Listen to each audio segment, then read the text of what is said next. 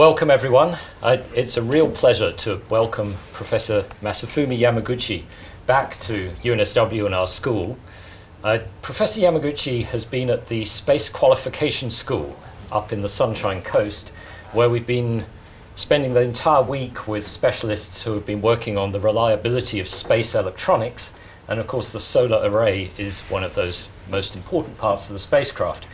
But today, Professor Yamaguchi is going to talk to us about something else. He's going to talk to us about vehicle integrated photovoltaics, which is a topic that we're also interested in our school. So, great pleasure to welcome you, Professor Yamaguchi. Your flight is in maybe 5 hours. So, and we had to fight like tigers to get ourselves out of the Sunshine Coast. It's not that well named. Sunshine suggests that the sun might shine. But instead this morning we had crazy monsoon coast instead. But we made it. We landed about an hour ago. And it's a real pleasure to have you back at UNSW and to hear about your activities with vehicle integrated photovoltaics and silicon tandems. Please. Thank you very much. Just when he stayed in my lab, we called NEDO-san. NED-san. Just today, I'd like to high efficiency silicon tandem solar cell and modules for vehicle integrated PVs.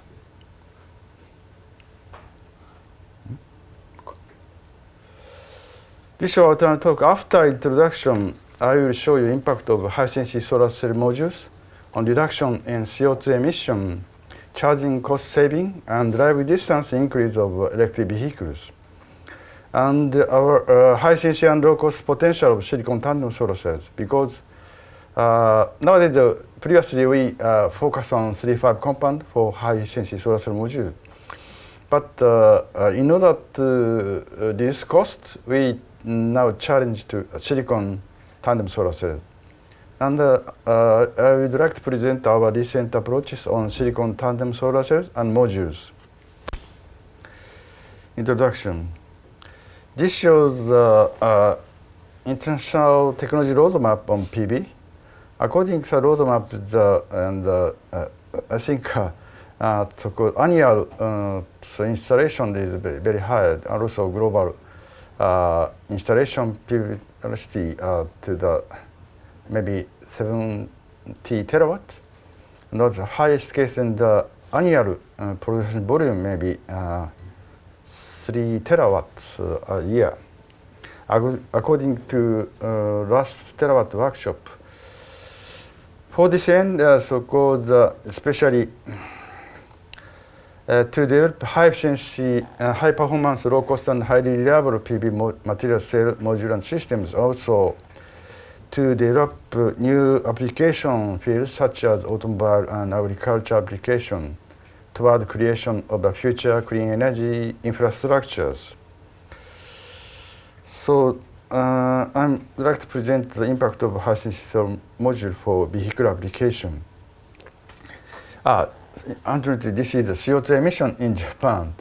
In fiscal year, about 1,000 million tons. But the transport sector maybe shares around 17%. So, and in the transport sector, maybe 50% is so-called derived from passenger car. Therefore, we have to focus on passenger car to create clean energy vehicles. This shows CO2 emission per 1 kilometer driving of various vehicles. As you know, so battery-powered electric vehicle, also people think so-called clean vehicle, but still higher CO2 emission. This is Japan, United States, and China. So PV is very attractive for further reduction in CO2 emission, as shown here. Another point is that this is changes the cumulative registration number of Nissan Leaf battery-powered electric vehicles and the number of quick charger installs. This is all data, but large gap increase, so-called solar energy charging is very important to prevent from such a large gap. Now this shows the NEDO report for PV powered vehicle strategy committees. At the time I was the chairman of this committee. So according to roadmap, maybe in 2050, but 50 gigawatt annual so-called market is possible. Totally around 1 terawatt market cumulatively.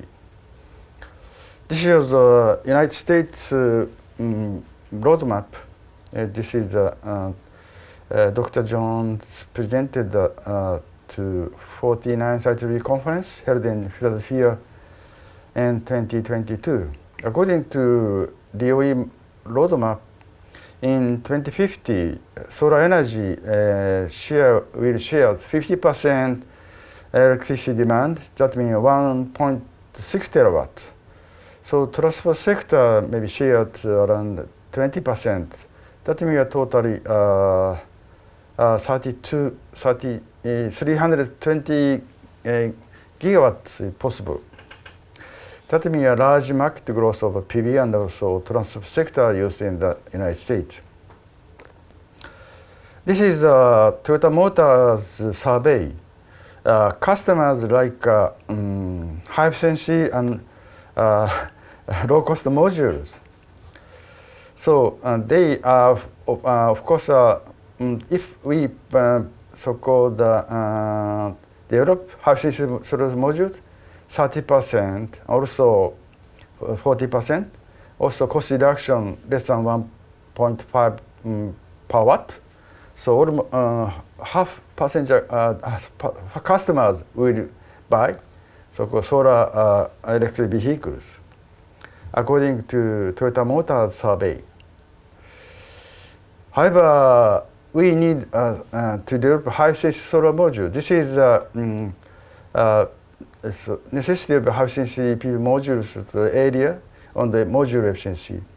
But the Japanese passenger car quite limited, so we need to develop high-efficiency solar modules. Even if we use roof and engine food. If we use only roof, we need more than 40% solar cell modules to develop such a high efficiency module necessary. Therefore, we test program. This shows Toyota Motor produced and Nissan Motors van test cars installed with Sharp's space solar cell, triple junction solar cell modules. Module efficiency more than 30%. This shows test driving of the Toyota Prius plug-in hybrid demonstration car at Tokyo Ginza, famous place in the very so-called custom, so-called general people already enjoy the to buy, to shopping and also some dishes. This is the Tokyo station. According to the, this is the daily range versus electric vehicle, vehicle in the PV peak power.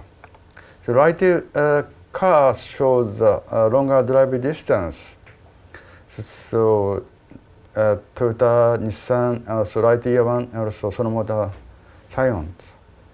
Also van, truck, trailer, so-called installs large park power PV module, but heavy vehicles are quite so-called shorter driving range. This shows analytical procedure of CO2 emission reduction by using high-efficiency solar modules. So-called this my slide. I will give you my slide to Nelson.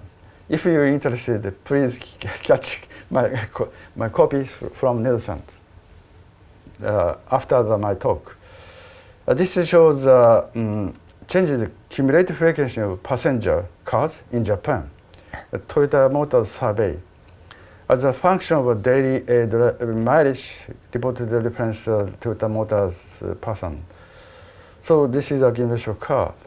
So average driving distance of Japanese passenger car, 24 kilometer daily driving. This is the correlations. This shows we have evaluated driving distance also to electricity cost saving by using such an equation. This shows to CO2 emission reduction. So in the case of 30% solar cell modules, in the cases of electric mileage of 10 km per kilowatt hour, 63%, but Toyota Motors electric mileage 9.35 km per kilowatt hour. 60 point, really Toyota Motors reported 60% CO2 reduction by using solar powered electric vehicles. This is the case of electric vehicle charging cost saving. This shows charging cost versus as a function of electric mileage. Of course, so-called high-efficiency solar cell module greatly impacts the charging cost saving compared to electric vehicles. So about 150 or 250 dollars per year cost saving possible. This shows the correlation of daily drive distance as a function of cell and module efficiency and various candidate solar cell and modules. This is calibrated actual data, Sono Motor Science, 16 kilometer daily driving, and Toyota Prius test cars at 26 kilometer daily driving. So good correlation between the annual data, actual data and calculated result. This figure suggested we need develop high-efficiency solar module more than 35%. Such a case, so we were able to longer drive distance, more than 30 kilometer daily driving on average. Of course, more than 50 kilometer daily driving possible on a clear day. Especially in Sydney, it's quite easy at more than 60 kilometer per daily driving. However, this shows Toyota Motors daily driving distance. Very so-called many so-called very mild weather condition. Highly longer driving is possible, but summertime and winter, so-called driving distance reduction is. This is a temperature rise as a function of solar irradiance, also as a function of wind speed. This shows the Dr. King's expression for temperature rise. This is just the Sandia report according to. This is our data for temperature rise of solar cell modules versus solar irradiance and different wind speed. This is the case of previous references so-called linear increase of with increase in solar irradiance, but really quite difficult to understand, but especially radiative cooling is appeared so-called in the some cases, especially wind speed, low wind speed. This is the so-called some parameters to correlation. So finally, usually very so-called linear application. So by first, this is second part is, but we so-called low irradiance case, so-called we added some equation. This is the summary of conventional solar cell references. Our data also is shown here. So by using such a equation, we have written the so-called drive distance, temperature dependence, temperature rise dependence of the so-called drive distance. We selected 10 cities, including Sydney. This shows the so-called solar irradiance and also wind speed, the temperature rise. Some cities. This is without temperature rise, blue bar, also gallium arsenide modules, silicon modules, insulated modules, our modules. Totally. Temperature rise to Phoenix and Cairo. High Sun City is so-called slightly decrease of drive range due to temperature rise of solar cell modules. But Sydney or Sao Paulo so quite mild weather cities, so shows not so significant drive distance decrease due to temperature rise of solar cell modules. This is some parameters Nagoya and Yokohama, so Toyota Motor and Nissan Motors test drivings. But so temperature rise parameters not so high. Additional power loss is found. This is because of air conditioner usage. Air conditioner usage of air conditioners decrease power. Also, this is to electric vehicles. The similar, so-called blue triangle shows electric vehicle, and Toyota Motors red circle, and Nissan Motors shows it is the diamond, so-called blue. So this is the Toyota Motors so-called large power loss in the winter, in the summer.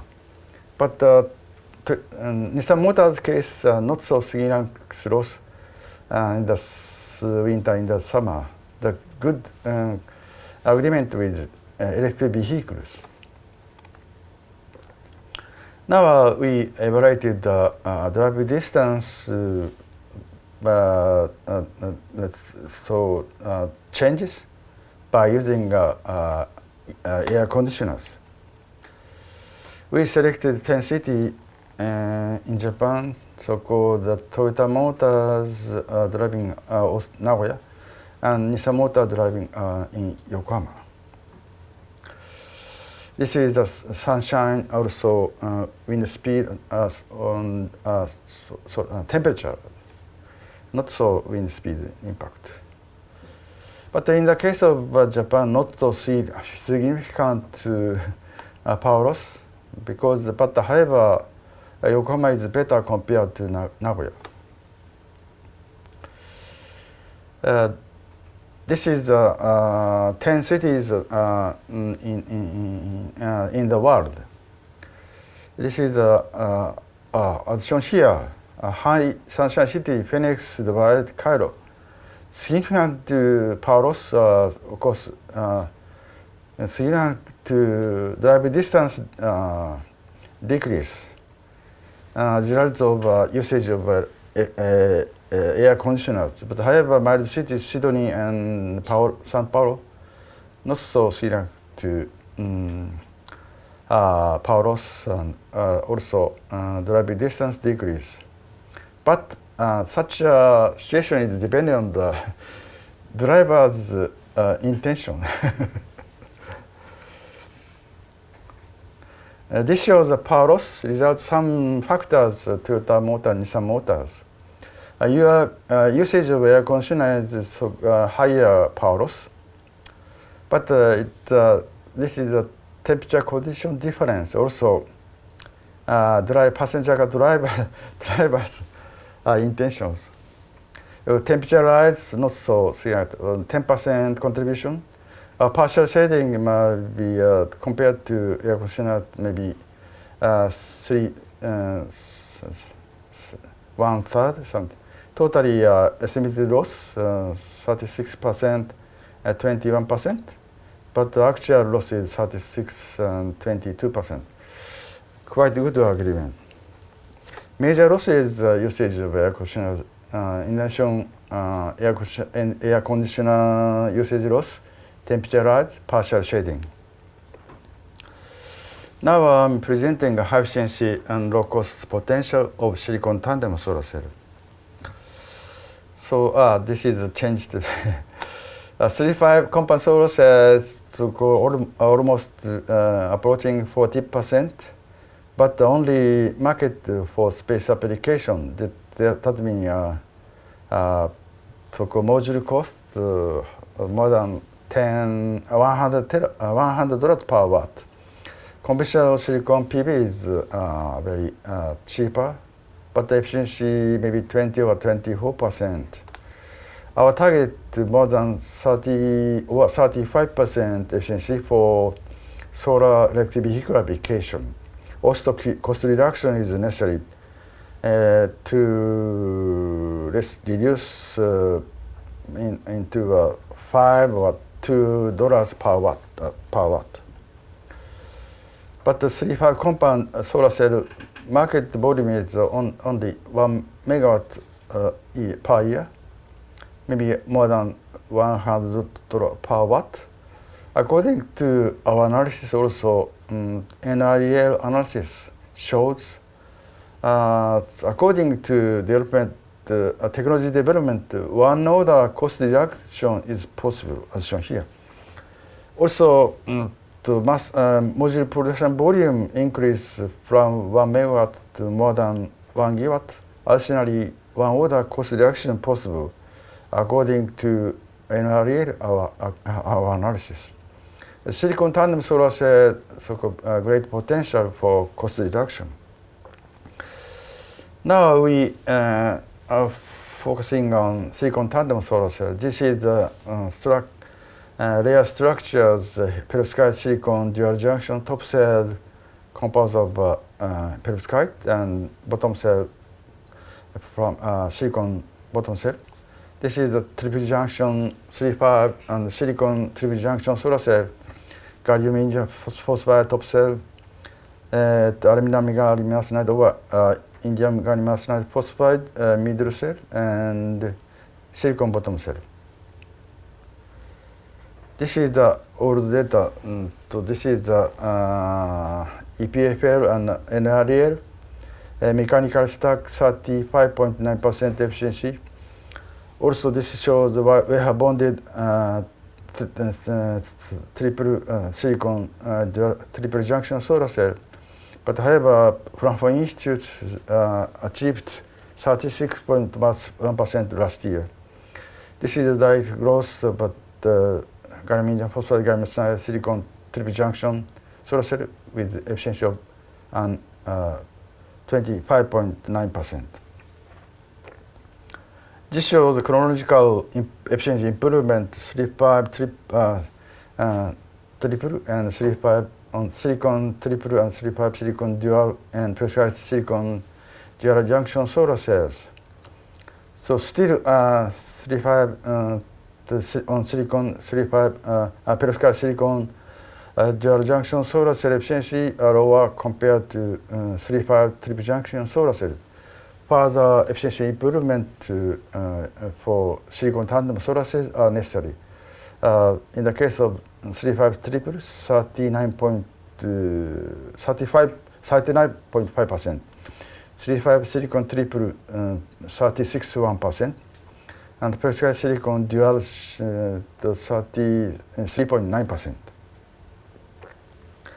Just is the so-called analytical procedure of efficiency potential of silicon tandem solar cell. This is the average external duty efficiency dependence of efficiency of so conventional 3.5 triple and 3.5 silicon triple and 3.5 silicon dual and perovskite silicon dual junction solar cells.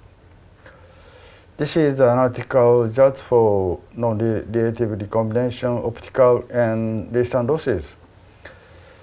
3,5 silicon 36.1%, the perovskite silicon dual 33.9%, but additional efficiency improvement of around more than 7% for triple and around 33.5% efficiency improvement potential for the perovskite silicon dual junctions. Anyway, dual or triple silicon tandem solar cell have high efficiency potential of more than 37% and 43%. Now I'd like to show you our recent approaches on silicon tandem solar cell and modules. Requirement for the solar cell for PV powered vehicles, so high performance. However, means high efficiency, good temperature coefficient, good properties, and low illumination intensity, low cost, three-dimensional curvature, and color variation. This shows the temperature coefficient of various solar cells as a function of efficiency. Silicon, gallium arsenide, dual, and triple junction solar cells. So efficiency improvement is very important for to realize the better temperature coefficient as here. This is the case of the crystalline silicon solar cell module as a function of module efficiency. This is the heterojunction back contact park and multi crystalline silicon solar cell modules. Therefore, because at the time high efficiency heterojunction solar cell demonstrated better temperature coefficient compared to the other solar cell modules, we choose the heterojunction solar cell as the bottom cell for silicon tandem solar cell application. This shows the structure of a silicon heterojunction solar cell fabricated in our laboratories. By using N-type CG silicon, amorphous silicon layer, both side passivation, and IWO are used for transparent conducting films. This shows about 23 square centimeters heterojunction solar cell, 24.9% efficiency.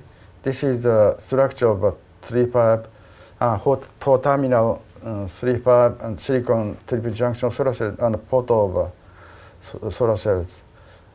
This shows dual junction upper layer, 30.2%, and silicon bottom cell 5.6%. Totally 35.8% efficiency has been achieved.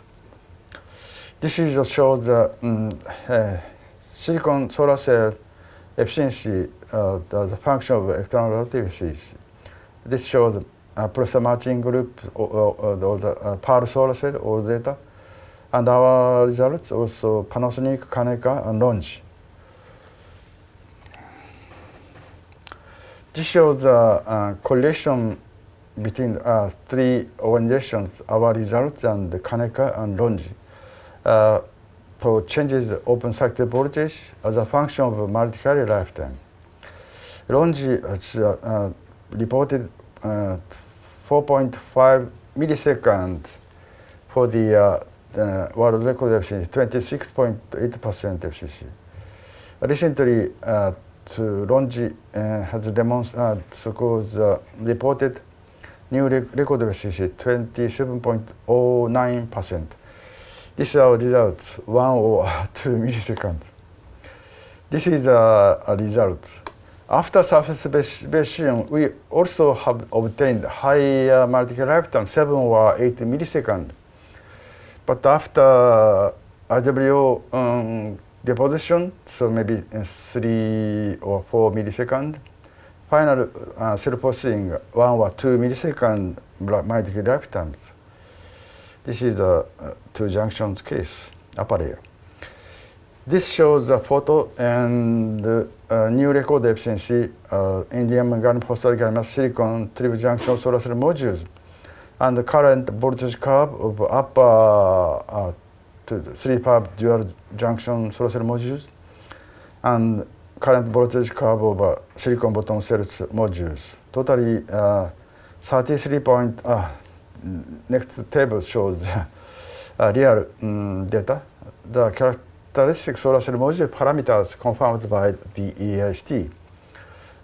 To upper solar cell modules 28.2% and silicon bottom cell modules 5.5%. Totally 33.66% has been achieved. This shows the changes in conversion efficiencies, silicon gallium arsenide, cadmium telluride, perovskite single junction solar cell modules, and perovskite silicon dual junction and 3-5 silicon triple junction solar cell modules as a function of area. So perovskite solar cell modules, so-called maybe at this time quite difficult to compete with cadmium telluride modules. But however, perovskite silicon solar cell modules will be able to compete silicon solar cell module as shown here. Especially 3-5 silicon solar cell modules go close to our target, more than 30% modular efficiency. This is changes the average external efficiency of number of junctions. As I increase the number of junctions, usually voltage losses will be higher. Of course, 3-5 cell is made better, and modules also silicon cell modules following perovskite silicon modules also. This is a fill factor increase. Resistance losses increase as increase in number of junctions. This shows new record efficiency, 33.9% efficiency perovskite silicon dual tandem solar cells reported by Longe at the PVSEC 34 Shenzhen, China, November last year. This is the Kaneka's 4-terminal to the perovskite silicon park dual junction tandem solar cell, satisfied 28.5%. With 64 square centimeter, and the perovskite silicon heterojunction back contacts dual junction tandem solar cell, according to in-house measurement, 30.8% with 64 square centimeter, reported by Kaneka, also at the PVSEC 34, November last year. I'd like to skip this one. This shows summary of my talk.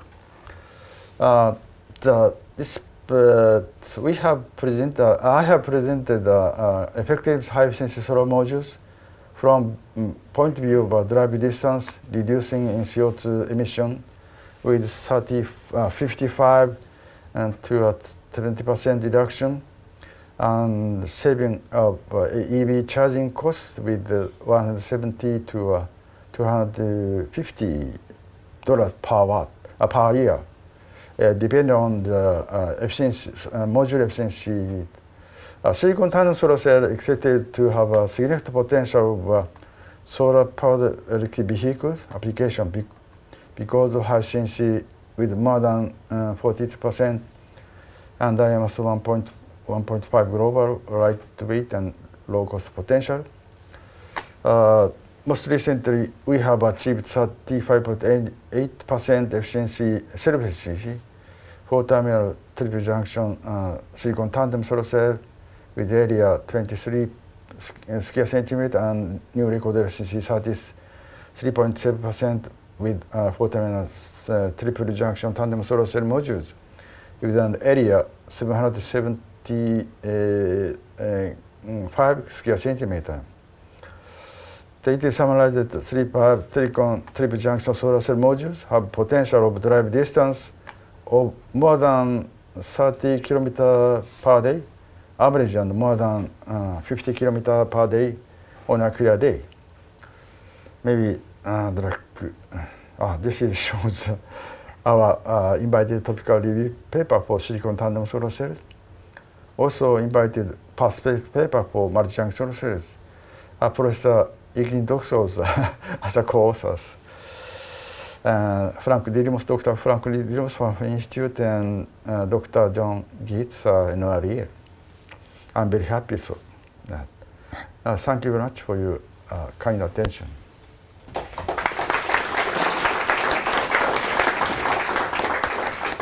Thank you very much, Professor Yamaguchi, for a really, really impressive talk. Folks, we've just seen a new world record for the silicon module tandem efficiency there. So then we've got time for questions. Has anyone got any questions? Everyone understood. Professor Yamaguchi, congratulations on your new world record. And in order to make a cheaper cost of 3.5 silicon tandem module, still NR suggested HBP equipment technology, but the main driving force is the capacity of the manufacturing. So when do you think we can get over 1 gigawatt manufacturing capabilities? I don't mean so-called solar powered electric vehicles. Usually terrestrial application. I'd like to re-challenge concentrator PV. In the case of 3.5 compound solar cells, maybe 300 or 100 so-called concentration possible. That means so material usage saving to so-called 300 times or 1,000 times.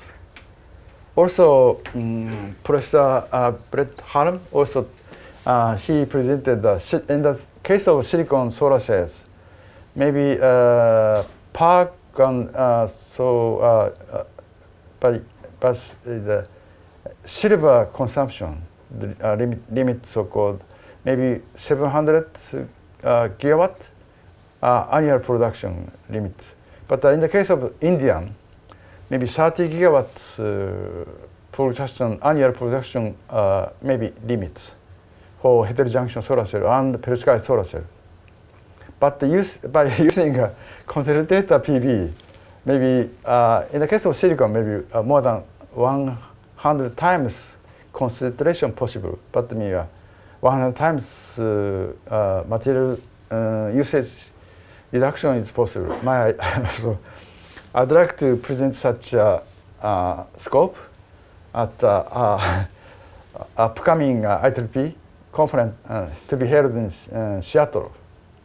I have submitted our abstract in cooperation with Professor Brett Harms. But I have sent my abstract to him, but no claim. That means I have submitted it already. Thank you very much. Yes. Okay, any more questions?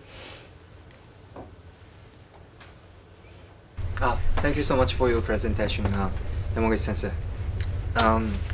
Nowadays, hydrogen is emerging into transport sectors.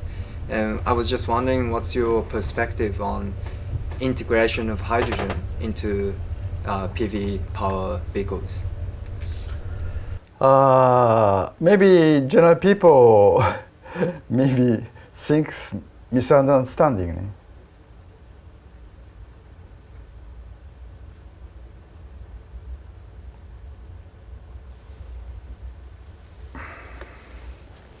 This shows hydrogen-powered electric vehicles, still higher CO2 emission compared to battery-powered electric vehicles. But China is different. But Japan still higher. Hydrogen is not clean, but this is hydrogen is produced from fossil fuels. That is the problem. by using solar energy or renewable energy, so become hydrogen also become clean energy. You agree or do you agree or I'm not sure. That general people so this is the reason. Hydrogen is not so clean. PV other renewable energy may be clean. I believe it.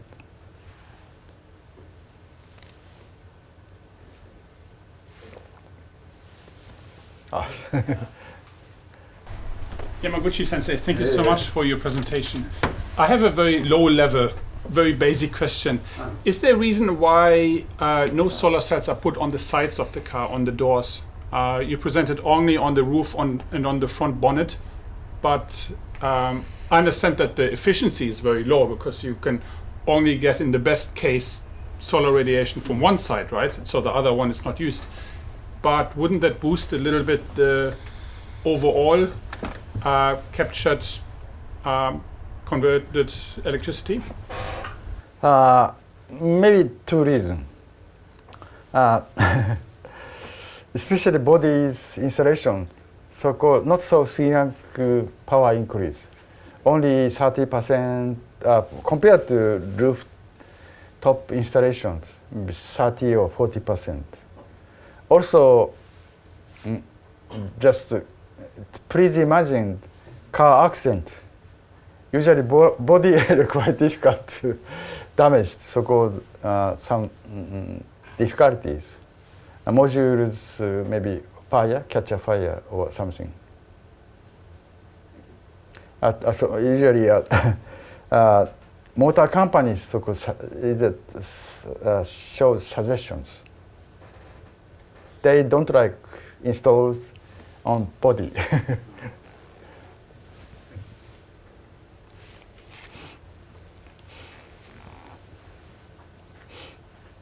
Any last questions? If not, I'd like to ask just one final question, yes. Sensei, and that's about color. You mentioned color's important, and many years ago we had a visit, I think, from Masuda-san, who was developing colored CIGS, if I remember rightly. So you've got really great efficiency with the 3.5 silicon tandem, but is there anything you can tell us about the color research that Toyota was doing? Yeah, still, but not so focused on so maybe collaboration previously. But Masa-san also Toyota experts think that not but collaboration possible, but not so significant power loss by changing colors, but except for white color. Yes. You know, you are also studying. Your group also studying also collaboration. That's right. To affect on solar cell module efficiency performance also. That's right. We recently published a paper on multi-junction cells and the effect of color.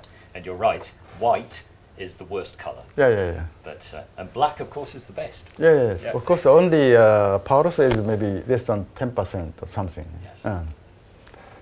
No problem. But customers maybe will be able to choose many colors. Yes. Okay. Any last questions? Yes.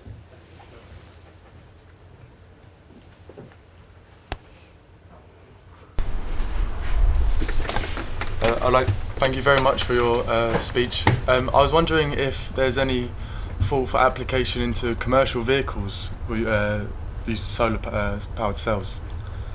Quite difficult question. Depend on the motor company.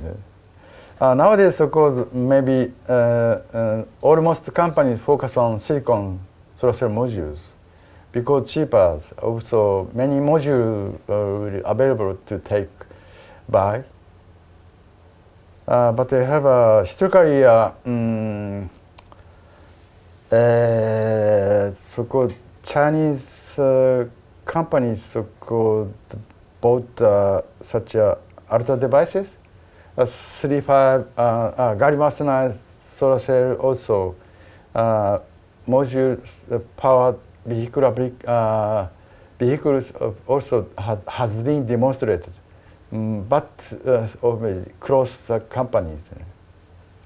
Also, CIS module also such company bought Miasole, but also demonstrated CIS module powered vehicles has been demonstrated, but maybe Miasole may close the factory, so-called nowadays not so output right now, but many possible. So, but only so-called Toyota Motor, Nissan Motor, the test cars installs 3.5 triple junction solar cell. Module efficiency really 30%, more than 30%. That means longer drive distance possible, but high cost. Cost reduction is very important. Therefore, so-called he presented so-called NREL, also AIST challenge to so-called high-speed deposition, dynamic so-called hydraulic BP or hydraulic BPE, or epitaxial lift-off to the use of substrate. Many development is conducted maybe at the NREL, Fraunhofer Institute, and in NEDO project, under NEDO project, including silicon tandem solar cell modules.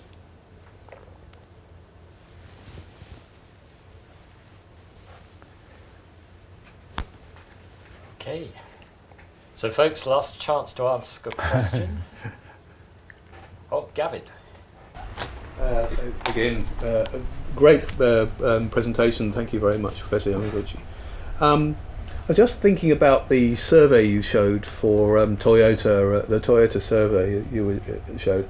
Obviously, there's a greater interest for high performance and a lower cost, but it's actually quite surprising that it's a relatively high cost that is acceptable to potential customers. Could you comment on that, and what do you think the price points are that really will get the customers in? Yeah, this is a reasonable cost. Yes. Because I already shown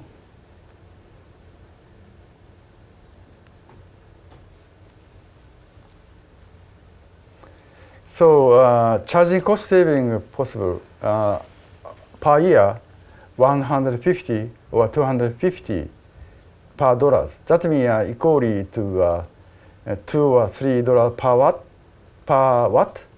Module cost is I suggested the cost target of solar cell modules to compete to so-called by factor of charging cost saving. We so-called impact of solar cell modules. In addition, CO2 reduction saving, but we don't have tax over CO2. No tax in Japan. But the European countries have CO2 tax. That means additional cost is added to module cost, $5 or $6 per watt. But as you know, just sorry.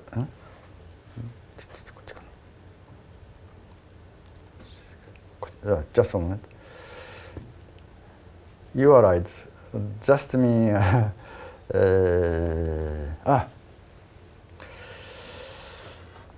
This shows real additional price. 2009, total price about $30 per watt. But to 2017 total price around $10 per watt. That means reasonable cost, $3 or $5 per watt. Customer accept such so-called additional benefit, so-called electric cost saving, Also, so-called maybe CO2 reductions. Not so high cost solar powered vehicles. So maybe the cost target is maybe my target is $3 per watt. This is shows our target. Yes, that increases the... Yeah, so. That makes a lot of sense. Thank you. Maybe the customer accepts so-called benefit of so-called electric cost saving or CO2 reductions, emission reductions. Yes, that's a very important point. Where there's a tax, that will make a big difference. Thank you very much.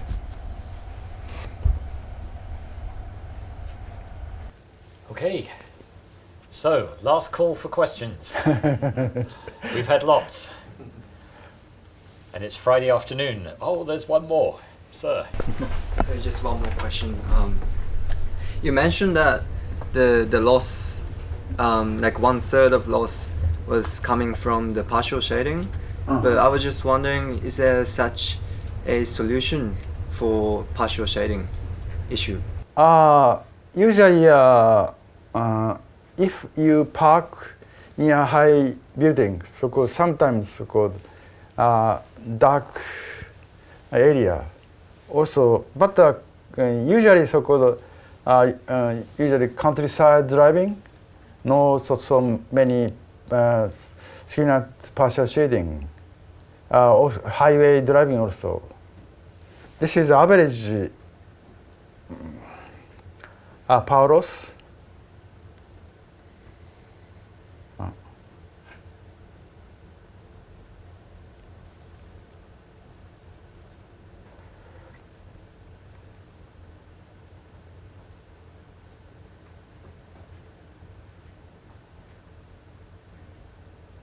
This is average, but depend on the so-called report, 4% or 7%. But if you so-called park and usually underground, maybe the 50%. But sometimes driving at the countryside also, the average 50% power loss. Depending on so driving conditions. This is average, so, maybe this is Professor Araki, University of Miyazaki, and also Professor Hirota, Waseda University's report. Thank you very much. Okay, we have the last question from Richard. Professor Yamaguchi Sensei, love to see you here. Thank you for coming. Just follow up to that last question. Do you know if anybody has done any study of how behavioural effects on drivers will affect the benefits? In that, if we effectively encourage people to park in the sun in hot locations, do we need more air conditioning energy to compensate? And is it a positive outcome or a negative outcome? Yeah, but depend on the persons. Maybe myself is a very so-called.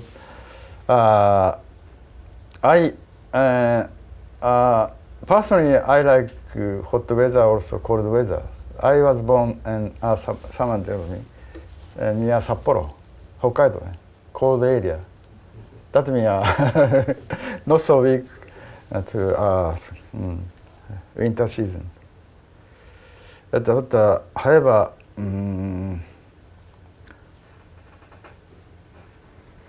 this is a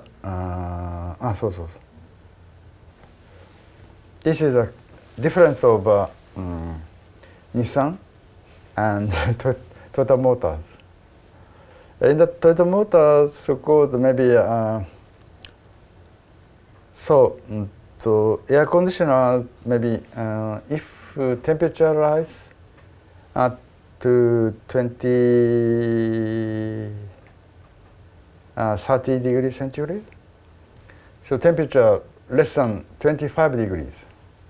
But in the winter, maybe keep 23 degrees centigrade.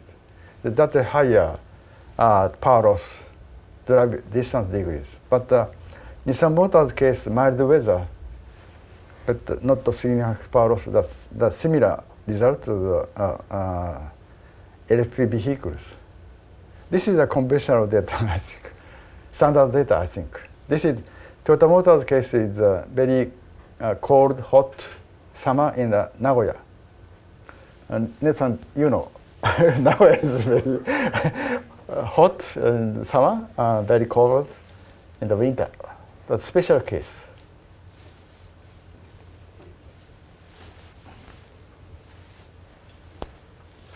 Yes, I think I can confirm Nagoya is one of the most uncomfortably humid and hot places I've ever lived. 40 degrees Celsius and 100% humidity. Nothing dries outside. That your power loss is high. So I think might explain some of this data. But yeah, it's a very good question though, and how people will behave, whether they park in the sun. You know, I think all these things might change when we have these cars with PV on the roof. Well, everyone, I thank you. We've had lots of great questions. So, Professor Yamaguchi, it's been a pleasure hosting you. Wonderful talk, as usual. Thank you so much for taking the time, because you could have had a restful time at the airport, but you chose to come to us for a few hours to give us a really nice seminar. So thank you so much. Thank you very much. If you are interested, please contact Professor Erickson Docs to get my slide, a copy of my slide. And well, thank you, Professor Yamaguchi. And you know, if anyone's interested in vehicle integrated photovoltaics, I think you can see from Professor Yamaguchi's presentation that it's really an opportunity that we can innovate in cell and module technology at costs that right now are prohibitive for terrestrial PV, because terrestrial PV has to be super cheap, but you can see that there is a premium here if you can have performance and other characteristics, for example color, and of course the safety angle we also talked about too. So the modules are different, but it's quite an interesting challenge. And so there's a conference that's taking place next month, PV in Motion, where the people in this world who are interested in this will meet, and there's an IEEE Task 17 on PV and transport that I represent here at UNSW, which you can be involved in as well. So Professor Yamaguchi, thank you once again. Thank you. I'd like to give you a round of applause and wish you well for your trip back to Japan this evening. Thank you.